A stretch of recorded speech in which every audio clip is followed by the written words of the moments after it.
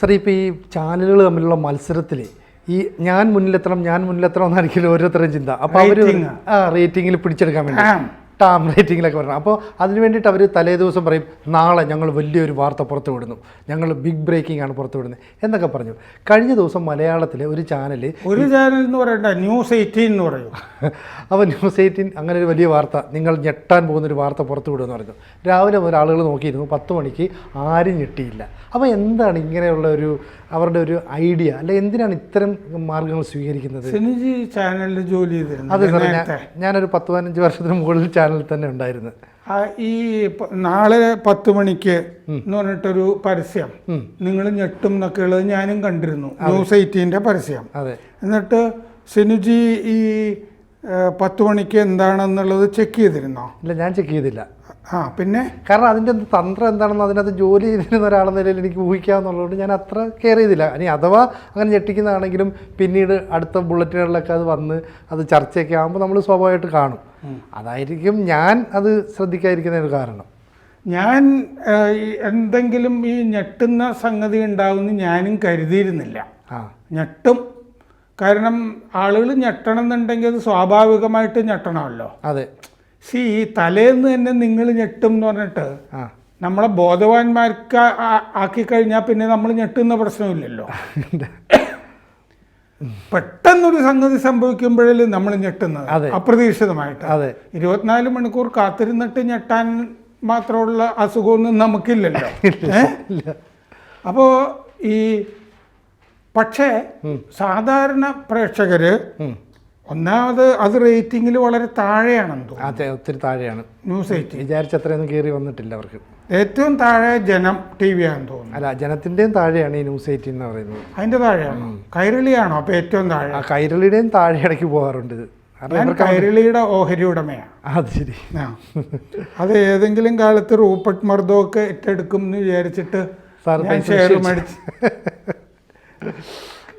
മറ്റേ സഹാക്കളുടെതൊക്കെ ആവുമ്പോൾ മർദോക്കിന് മൂലധന ശക്തികൾക്ക് ഏറ്റെടുക്കാമല്ലോ ഏതെങ്കിലും കാലത്ത്.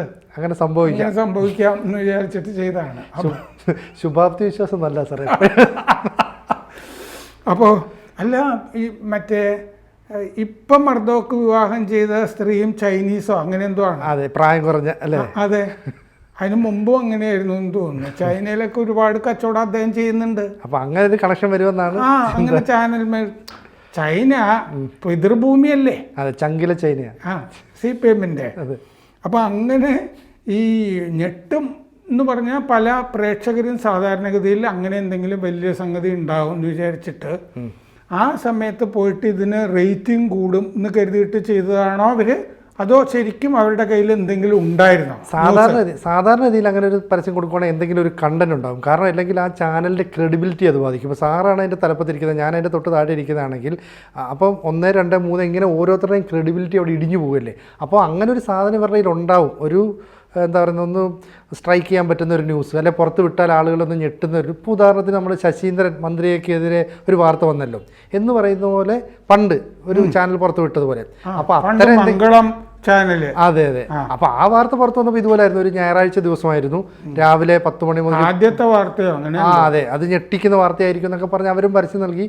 ആളുകൾ മുഴുവൻ കണ്ടു, ഞെട്ടി, അവസാനം അവരും പൊട്ടി എന്നുള്ളൊരവസ്ഥയ്ക്ക് വന്നു. പക്ഷേ എന്ന് പറയുന്ന പോലെ ഇവരുടെ കയ്യിൽ എന്തെങ്കിലും ഒരു കണ്ടന്റ് ഉണ്ടാകാം, ഇല്ലാതെ വെറുതെ ഒരു കള്ളത്തരം പറയില്ല. പിന്നീട് അതിനെ സ്വാധീനിക്കുകയോ. അങ്ങനെയാണെങ്കിൽ അവരുടെ കയ്യിലൊരു വാർത്ത ഉണ്ടായിരുന്നു. അതെ. എന്നിട്ട് അവര് അത് ആരെ പറ്റിയാണോ അയാളോട് ഞങ്ങൾ ഞെട്ടിക്കാൻ പോകുന്ന വാർത്ത നിങ്ങളെ പറ്റിയാണ്, നിങ്ങളുടെ കച്ചവടത്തിനെ പറ്റിയാണ്, നിങ്ങളുടെ കമ്പനിയെ പറ്റിയാണ്, നിങ്ങൾ ഒത്തുതീർപ്പിന് വരികയാണെങ്കിൽ നമുക്ക് എന്തെങ്കിലും ചെയ്യാമെന്ന് പറഞ്ഞിട്ടുണ്ടാകും. അങ്ങനെ ഒരു ഡീല് നടക്കാം. ഇനി രണ്ടാമത് വേറൊരു ഓപ്ഷൻ ഉണ്ട് സാറേ. ഇപ്പം ഈ പത്രമായാലും ചാനലായാലും നിയന്ത്രിക്കുന്നതിൽ പ്രധാന മേഖലയിൽ നിൽക്കുന്നത് മാർക്കറ്റിംഗ് ഫീൽഡിൽ നിൽക്കുന്നവരാണ്. മാർക്കറ്റിംഗുകാർക്ക് ഈ പുറത്ത് പോയി പരസ്യം പിടിക്കേണ്ടൊക്കെ ഒരു ആവശ്യം വരുമ്പോൾ അവർ സ്വാഭാവികമായിട്ട് എഡിറ്റോറിയൽ വിങ്ങിൻ്റെ തലപ്പത്ത് ചോദിക്കും, എന്താണ് ഈ ഞെട്ടിക്കുന്ന വാർത്ത, എന്താണ് പ്രശ്നം. അപ്പോൾ ഇതാണെന്ന് പറയുമ്പോൾ ഒരുപക്ഷെ അത് ചെയ്യരുതെന്നോ അല്ലെങ്കിൽ മാർക്കറ്റിംഗുകാർ അവരുമായിട്ടുള്ള ഒരു അങ്ങോട്ടും ഇങ്ങോട്ടും ഒരു ചർച്ച നടത്താലോ, സാമ്പത്തികം ഉൾപ്പെടെയുള്ള കാര്യങ്ങൾ. അങ്ങനെയും സംഭവിക്കാം. ഇത് ഞങ്ങൾ പുറത്തുവിടുന്നത് നിങ്ങൾക്ക് ഒരുപാട് ദോഷകരമായിരിക്കും എന്ന് ബോധ്യപ്പെടുത്തും. അപ്പോൾ ഇതിനെ പറ്റിയിട്ടേ ഞാനങ്ങനെ ടെലിവിഷൻ അധികമൊന്നും കാണാറില്ല. പ്രത്യേകിച്ച് അന്തിച്ചർച്ച കാണുന്ന പ്രശ്നമേ ഉത്ഭവിക്കുന്നില്ല. തെരഞ്ഞെടുപ്പ് കാലത്ത് ടെലിവിഷൻ കാണാറുണ്ട്. അത് അപ്പോഴപ്പോഴുള്ള ഫലം അറിയാൻ വേണ്ടിയിട്ട് നമുക്ക് നമ്മുടേതായ കണക്കുകൂട്ടലുകൾക്കും വേണ്ടിയൊക്കെ ചെയ്യാറുണ്ട്. അതല്ലെങ്കിൽ ഞാൻ ഈ ഐഡിയ സ്റ്റാർ സിംഗർ കാണും, പാട്ടൊക്കെ കേട്ട്. അത് ചിലപ്പോൾ ഐഡിയ സ്റ്റാർ സിംഗർ ഇപ്പോൾ ആ സമയത്ത് എനിക്ക് കാണേണ്ട കാര്യമില്ല. കാരണം അത് ചാനലിൽ അവരൊരു അരമണിക്കൂർ നേരത്തെ നമ്മൾ എന്താണ് അവർക്ക് ഹോട്ട്സ്റ്റാർ അതിനകത്ത് അപ്ലോഡ് ചെയ്യും അവർ നേരത്തെ. അപ്പോൾ അത് കണ്ടാൽ മതി നമുക്ക്. അത് സബ്സ്ക്രൈബ് ചെയ്യുന്നതുകൊണ്ട് നമുക്ക് ഇഷ്ടമുള്ള സമയത്ത് കാണുകയും ചെയ്യാം. പിന്നെ പരസ്യമില്ല അതിൻ്റെ അകത്ത്, അത് കാണും. പിന്നെ ക്രിക്കറ്റ് കാണും ചില സമയത്ത്. ഇത്രയൊക്കെ ഉള്ളൂ. പിന്നെ ടെലിവിഷൻ നമ്മുടെ സ്വീകരണ മുറിയിലില്ല. അപ്പോൾ ഈ ന്യൂസ് 18-ൻ്റെ ഈ തട്ടിപ്പിനെ പറ്റി സന്ദീപ് വാര്യർ ഇട്ട ഒരു ചെറിയ പോസ്റ്റ് ഞാൻ വായിക്കാം. കേരളം ഞെട്ടും എന്ന് പരസ്യം നൽകുക, എന്നിട്ട് കയ്യിലുള്ള വാർത്ത വെച്ച് ബാർഗെയിൻ ചെയ്യുക, കോംപ്രമൈസ് ആക്കുക, അവസാനം പ്രേക്ഷകരെ വിഡ്ഢികളാക്കി ടെലിഗ്രാം ഗ്രൂപ്പിൽ ഫേക്ക് ഫോട്ടോസ് എന്ന കിടിലോൽക്കിടലം പുതിയ സംഭവമായി വാർത്ത ചെയ്യുക.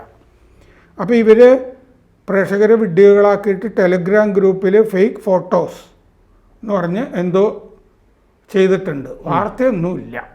ഇതാണ് കാരണം. ആ സമയത്ത് വാർത്തയുണ്ടോയെന്നൊന്നും ഞാൻ ചെക്ക് ചെയ്യാൻ പോയിട്ടില്ല. കാരണം ഞെട്ടിയിട്ടുണ്ടെങ്കിൽ അത് നമുക്ക് അല്ലാതെ അറിയാൻ പറ്റുമല്ലോ എന്ന് ഞാനും വിചാരിച്ചു. സോഷ്യൽ മീഡിയയുടെ കാര്യമാണ്. അതെ, ഞെട്ടിയാൽ അറിയാമല്ലോ. എന്നിട്ട് വാര്യർ എഴുതുകയാണ്, അംബാനിയുടെ ആണല്ലോ ന്യൂസ് 18. അതെ, അംബാനി ചേട്ട മകൻ്റെ കല്യാണത്തിരക്കൊക്കെ കഴിയുമ്പോൾ ഇടയ്ക്ക് ഇവിടുത്തെ നിങ്ങളുടെ ചാനൽ വിറ്റ് പുട്ടടിക്കുന്ന മാപ്രകളെ പറ്റി കൂടി അന്വേഷിക്കുന്നത് നല്ലതാണ്.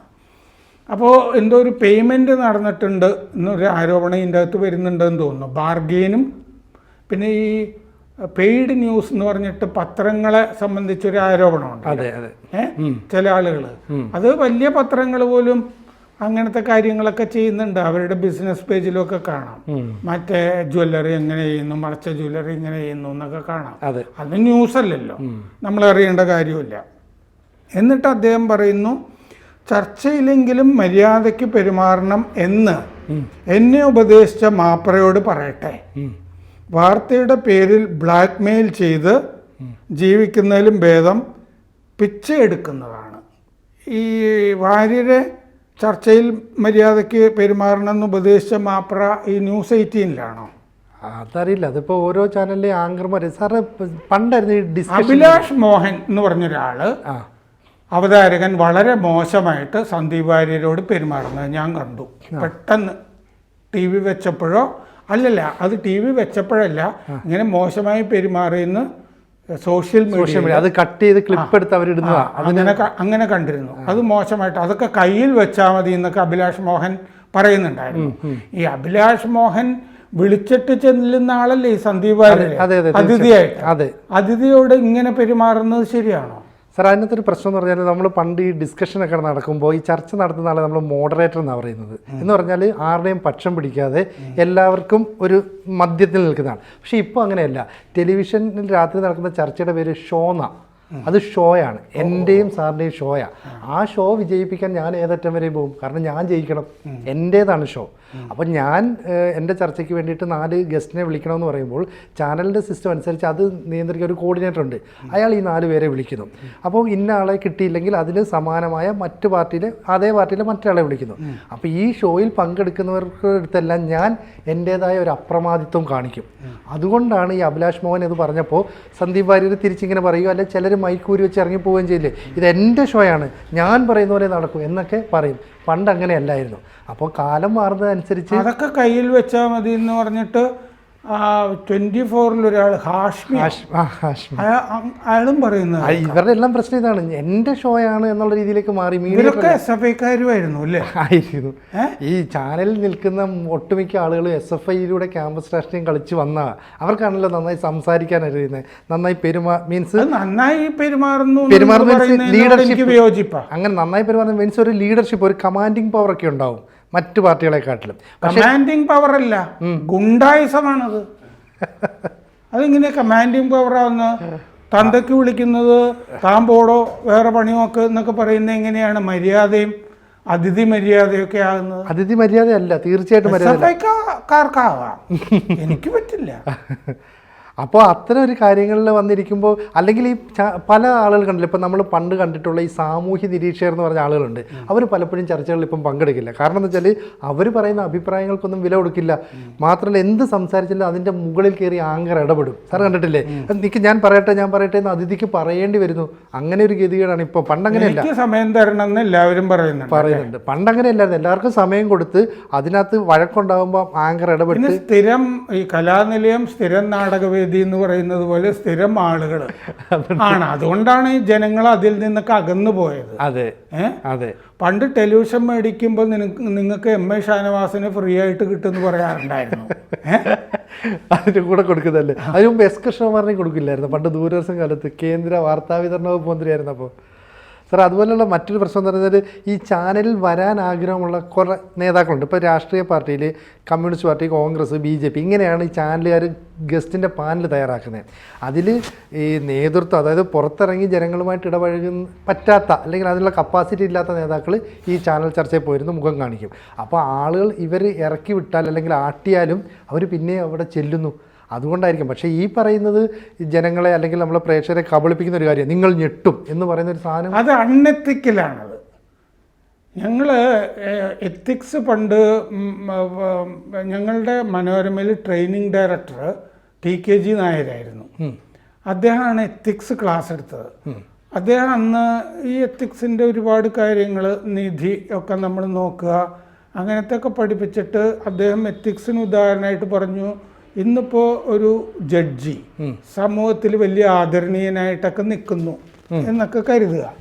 അതേ 20 കൊല്ലം മുമ്പോ മറ്റോ എന്തോ ഒരു വലിയ ക്രമക്കേട്, കൊലപാതകം പോലെയോ ഒക്കെ നടത്തിയിട്ടുണ്ടെന്ന് നിങ്ങൾ അറിയുന്നു. അതിന്ന് നിങ്ങൾ പുറത്തു കൊണ്ടുവരേണ്ട ആവശ്യമുണ്ടോ? ഇന്ന് അയാൾ സമൂഹത്തിൽ നിൽക്കുന്ന ആളാണല്ലോ. ആ ചോദ്യത്തിൻ്റെ ചർച്ചയിൽ നിന്ന് നമുക്ക് എത്തിക്സ് എന്താണെന്നൊക്കെ കണ്ടെത്താൻ കഴിയും എന്ന് പറഞ്ഞിരുന്നു. അക്കാര്യത്തിൽ എനിക്ക് ഇപ്പോഴും സംശയമാണ്. ഇന്ന് നമുക്ക് ആ ജഡ്ജിയെ പറ്റിയൊരു മോശപ്പെട്ട കാര്യം അയാൾ 20 കൊല്ലം മുമ്പ് ചെയ്തിട്ടുണ്ടെങ്കിൽ അത് ഇന്ന് പുറത്ത് കൊണ്ടുവരേണ്ടതല്ലേ എന്ന് തന്നെയാണ് ഞാൻ ചോദിക്കാൻ ആഗ്രഹിക്കുക. പക്ഷേ അത് ബേസിക് ക്വസ്റ്റ്യൻ പലതവണ നമ്മൾ ചോദിക്കേണ്ടതാണ്. ഇതിലെന്ത് എത്തിക്സ് ആണുള്ളത്? ഇത് ജനത്തിനെ വഞ്ചിക്കുന്ന പരിപാടിയല്ലേ? തീർച്ചയായിട്ടും. അവരുടെ കയ്യിലൊരു വാർത്ത ഉണ്ടായിരുന്നെങ്കിൽ ആ വാർത്തയുടെ പേരിൽ പണം വാങ്ങിച്ചിട്ടുണ്ടെങ്കിൽ ആരോപണമാണല്ലോ ഇപ്പോൾ ഉയർന്നു വന്നിരിക്കുന്നത്. സാധാരണ ആളുകളിൽ ഉണ്ടാകുന്ന സംശയം തന്നെയാണ് സന്ദീപ് വാര്യരും ഉയർത്തിയിരിക്കുന്നത്. ആ പൈസ വാങ്ങിച്ചിട്ടുണ്ടെങ്കിൽ അത് മാധ്യമധർമ്മത്തെ വ്യഭിചരിക്കുന്ന പരിപാടിയല്ലേ? അതെ. സത്യം ചര ധർമ്മം ചര എന്നൊക്കെ പറയും. ധർമ്മം വ്യഭിചര എന്ന് പറയുന്ന അങ്ങനൊരു പഴമൊഴികളായിട്ട് എനിക്കറിഞ്ഞുകൂടാ. ആ തലത്തിലേക്കാണ് ഇത് അധപ്പതിച്ചിരിക്കുന്നത്. കേരളത്തിലെ മാധ്യമരംഗം ഇങ്ങനെ ആയി പോകുന്നതിൽ വലിയ ദുഃഖമുണ്ട് എനിക്ക്. സാർ, അതിനകത്തൊരു പ്രശ്നമുണ്ട്. കാരണം നമ്മളിപ്പം ജേർണലിസ്റ്റ് എന്ന നിലയിൽ ഒരു ചാനലിലോ അല്ലെങ്കിൽ 10 മേഖലയിലോ ചെന്ന് ജോയിൻ ചെയ്യുമ്പോൾ നമ്മുടെ തലപ്പത്തിരിക്കുന്ന ഒരു പല കാര്യങ്ങളും നമുക്ക് നിർദ്ദേശം നൽകും. അപ്പോൾ ഞാൻ ഇന്ത്യ വിഷൻ എന്ന് പറയുന്ന ഒരു ചാനലിൽ നിന്നാണ് മനോരമ ന്യൂസ് എന്ന് പറയുന്ന ചാനലിലേക്ക് പോകുന്നത്. അപ്പോൾ ഞങ്ങൾക്ക് ഈ പറയുന്ന ലെറ്റർ തരുമല്ലോ, നമുക്കിവിടെ ജോയിനിങ് ലെറ്റർ തരുമ്പം നമ്മളവിടെ ജോയിൻ ചെയ്യുമ്പോൾ അതിൻ്റെ തലപ്പത്തുണ്ടായിരുന്നു അന്ന് KM മാത്യു എന്ന് പറയുന്ന അദ്ദേഹമായിരുന്നു. അദ്ദേഹം ഞങ്ങളുടെ അടുത്ത് പറഞ്ഞത്, ഇവിടെ പത്രത്തിൻ്റെ പല ആളുകളുമായി നിങ്ങൾക്ക് സഹകരിക്കേണ്ടി വരും, കാരണം ഞങ്ങൾ ചാനലാണ്. അപ്പോൾ അവിടെ നിങ്ങളെക്കാട്ടി സീനിയറായിട്ടുള്ള, നിങ്ങളെക്കാട്ടിയും കഴിവുള്ള, ബുദ്ധിയുള്ള ഒരുപാട് ആൾക്കാരുണ്ടാവും. അവർ ചില മണ്ടത്തരങ്ങളൊക്കെ നിങ്ങളോട് സൂചിപ്പിക്കും. പക്ഷെ നിങ്ങളതൊന്നും മൈൻഡ് ചെയ്യണ്ട, നിങ്ങളതൊക്കെ കേട്ടങ്ങ് അനുസരിച്ചാൽ മതി.